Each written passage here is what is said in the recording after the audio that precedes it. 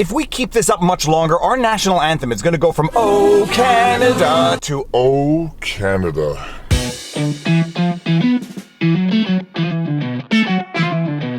Viva Frei, Montreal, Quebecer, Canadian litigator turned YouTuber, and this story is going to put Canada on the map for all the wrong reasons. A Toronto attorney, Aaron Rosenberg, was apparently fined $880 for failing to comply with an order made under a declared emergency. The citation itself, which he posted to Twitter, reads as follows. Offense notice. Rosenberg Aaron did commit the offense of failed to comply with an order made under a declared emergency, contrary to Emergency Management and Civil Protection Act, Section 7.0.2 little i's, bracket 1, bracket A. We're going to get back to the specific section that is cited in that offense a little later in this vlog, but Aaron Rosenberg posted the statement of offense on Twitter with the following message. At Aaron Rosenberg _ bylaw just marched onto my property and handed me a social distancing ticket. My family was having a backyard barbecue. Super Troopers couldn't cite the section violated. Quote, that's what they told us to write, end quote. At Rebel News Online, at Ezra Levant. Now, in the event that you find it relevant for whatever the reason in digesting this story, Aaron Rosenberg is in fact the attorney for Rebel News, and Keenan Bexty tweeted as follows. At The Real Kian, our lawyer who has been diligently fighting the fines imposed by the heavy-handed state just was given his own ticket by the popo. We need a lawyer for our lawyer. And for those of you who may not know, that is in fact pronounced the popo and not the poo-poo, and according to the Urban Dictionary, it means the cops, the police. Oh,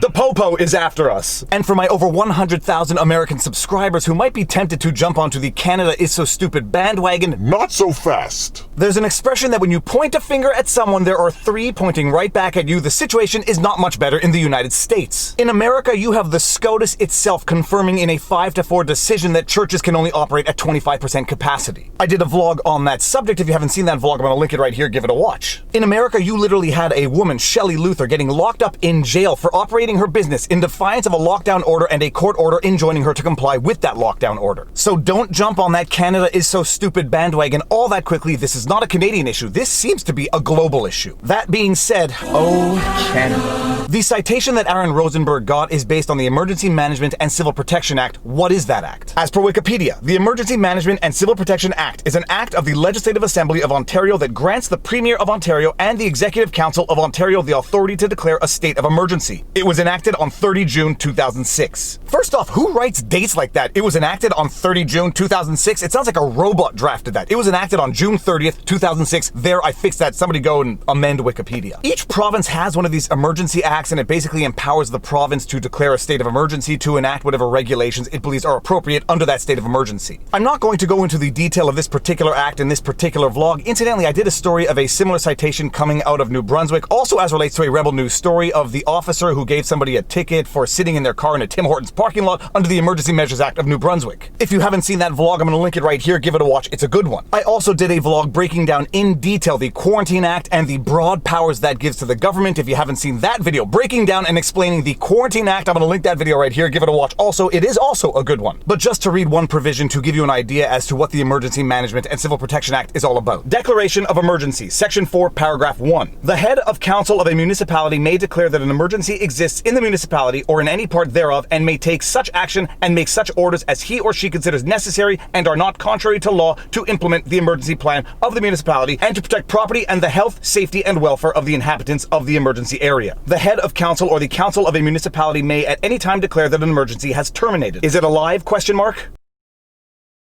I just got a text notification from my wife that they found a baby bird in the park and they may need a rescue mission. Okay, leave it there for a little while, comma, just make sure there are no cats around, period. If it's there in a couple of hours, comma, we'll take it in and save it. Smiley face. Okay, back to the vlog. Subsection 3. The head of council shall ensure that the Solicitor General is notified forthwith of a declaration made under subsection 1 or 2. Subsection 4. The Premier of Ontario may at any time declare that an emergency has terminated. Pretty straightforward and self-explanatory. Now let's get back to Aaron Rosenberg's citation. According to his tweet, Rosenberg was having a backyard barbecue with family and was given a citation for failing to respect social distancing rules. And without getting into all the rules, because bottom line, I don't think anybody really knows what they are, from what I understand, public gatherings had been limited to a maximum of 10 people.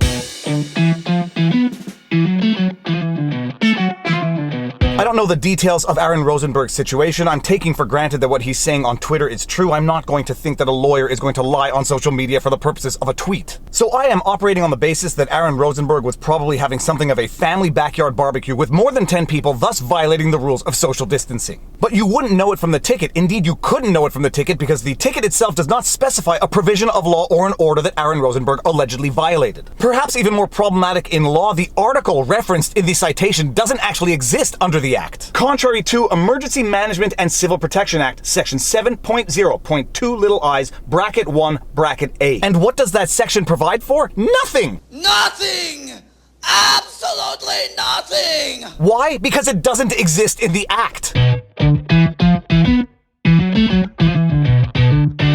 Now, as I said in my tweet where I retweeted Aaron Rosenberg's tweet, and incidentally, if you don't follow me on Twitter, follow me on Twitter. I'm at the Viva Frei. I may be reading the Act wrong, but it doesn't appear that there is a section 7.0.2 bracket 1 bracket A in the Act, unless they meant 7.0.11 bracket 1 bracket A, in which case they still need to specify the allegedly violated emergency order. Now, I only learned that the popo, as the kids say, were probably referencing section 7.0.11 1A of the Act because I actually read through the Act. And what does that section say? Offenses 7.0.11.1. Every person who fails to comply with an order under subsection 7.0.24, or who interferes with or obstructs any person in the exercise of a power or the performance of a duty conferred by an order under that subsection, is guilty of an offense and is liable on conviction. Subsection A. In the case of an individual subject to clause B, to a fine of not more than $100,000 and for a term of imprisonment of not more than 1 year. Well, based on my reading of the law, Aaron Rosenberg should count himself lucky he only got away with an $880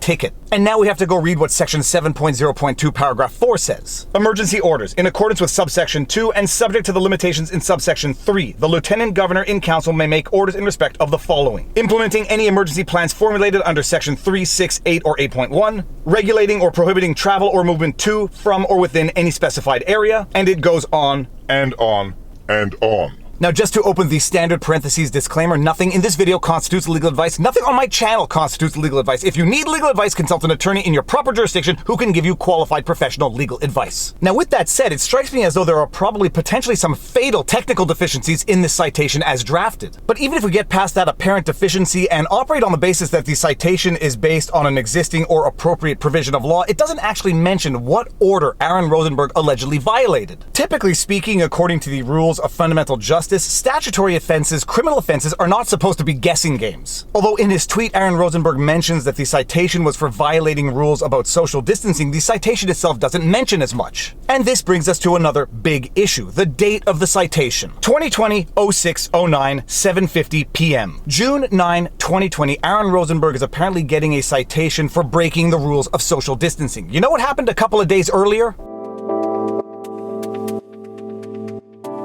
Days earlier, our Prime Minister Justin Trudeau not only tolerated mass public protests, he participated in mass public protests. He tolerated and participated in mass public protests while giving tickets to people for backyard barbecuing. And don't get me wrong, I am not saying that people should not be allowed to protest. I've been saying from the very beginning that people should be allowed to exercise their constitutional rights. People should be allowed to protest, and if the government were to try to prevent people from protesting, I would have a big issue with that. I would have a big issue with that as a lawyer and as a human. But to the extent that people are allowed to protest by the tens of thousands, by the hundreds of thousands, so too should they be allowed to go to church. So too should they be allowed to have backyard barbecues without getting ticketed $880. Arbitrary or unequal application of the law is itself a fundamental injustice. We'll see where this goes. I have no doubt that Aaron Rosenberg is in fact going to contest the ticket, and I don't think he's going to need to lawyer up to do so. He is a very competent attorney of his own right. That being said, I still do think that an individual, even if they are attorneys, should be represented by an attorney, but for a ticket of $880, it's just not practical. We'll see where this goes. As soon as there are developments, I will be there vlogging about it. You can be sure of that. Now I've got to get out of this car and get back into the house because we're doing a Zoom call with the Kelly Clarkson Show, because we are going to be on the Kelly Clarkson Show. If it's not tomorrow, it's going to be the day after, but stay tuned. We're going to be on the Kelly Clarkson Show. No! Kelly Clarkson! We're going to be talking about my Arnold quarantine parody video that I made a while back. If you haven't seen that video, I'm going to link it right here. Give it a watch. It's a funny one if it's not all that educational. And with that said, if you like my videos, you like my content, please be sure to like, share, subscribe, hit the notification bell, drop a comment in the comment section below. It feeds the algorithm and helps the channel grow and such. If you want to support the channel, all of these support links are in the pinned comment. We've got merch, PayPal, Patreon, Subscribe Star, but the easiest way to help me is just to share my channel with someone who you think would appreciate my content. But above all else, take care of yourselves, stay safe, stay healthy, check in on friends and family to make sure everyone around you is doing well, and now you know your vlog. Peace out. Booyah!